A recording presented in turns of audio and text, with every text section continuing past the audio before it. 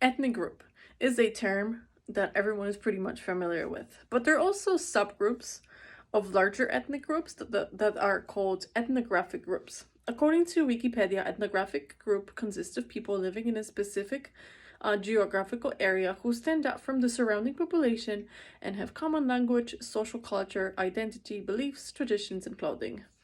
They were not popular in the West, but commonly found in Eastern European countries. I come from Poland, and both of my parents and our ancestors lived in one specific region of Poland, Kurpie.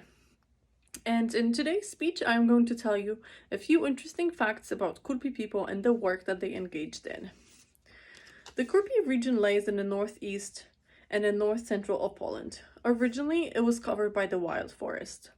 According to Wikipedia, the first people started settling there in the 15th century. Due to ongoing conflicts in that part of Europe, people were looking for a safe place to live, and many chose to use the wilderness as it offered them protection and freedom. The wild forest was inhabited by many animals, which provided food all year long, and during warmer months, they had access to plants and fruit. Over the centuries, small villages were built far apart from each other, and the residents were mostly self-sufficient farmers. Since traveling and transport were not developed and easily accessible back then, people had to come up with different solutions and use their lands to satisfy their needs. Many people lived off beekeeping. Marek Kempe, in his article Freedom and Bookkeeping, the Kurpie people, says that the production of honey and wax was becoming more and more significant, especially in the 16th and the beginning of the 17th century. Honey was used in making various drinks. For medical purposes, wax was needed in candles, and for crafts, whitening fabrics, or carpentry.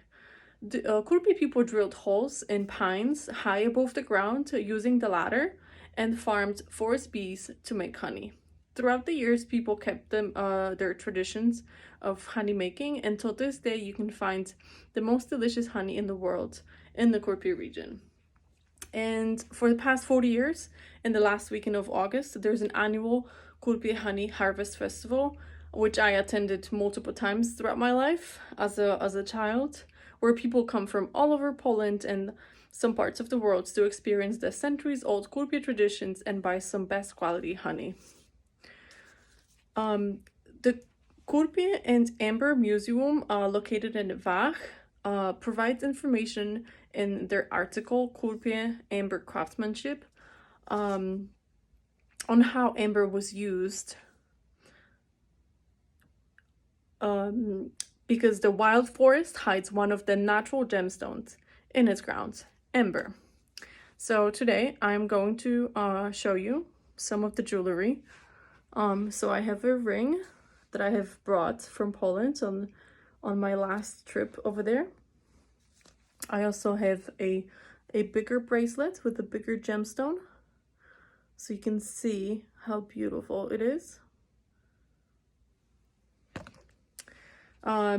So it was amber was mainly used to make jewelry and decorative elements, but Kurpie people also believe that it has healing purposes and health benefits.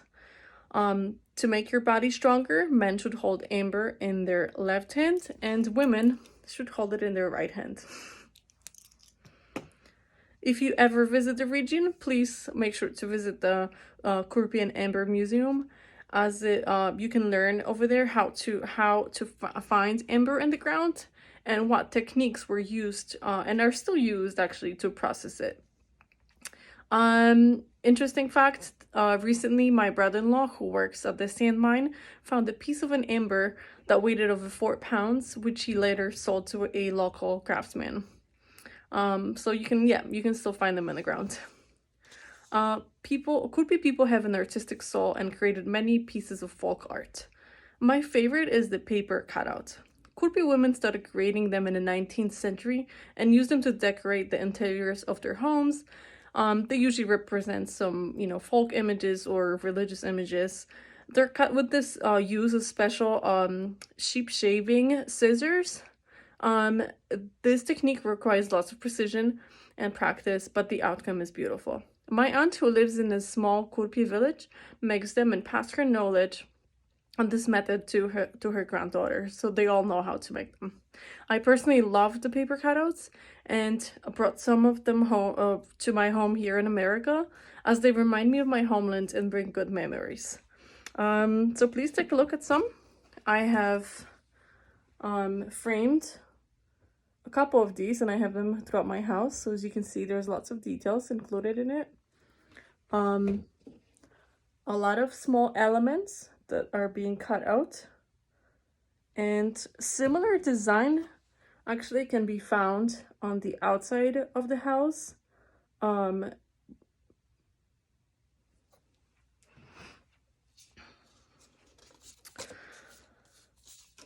Today, most of the wild forest is gone.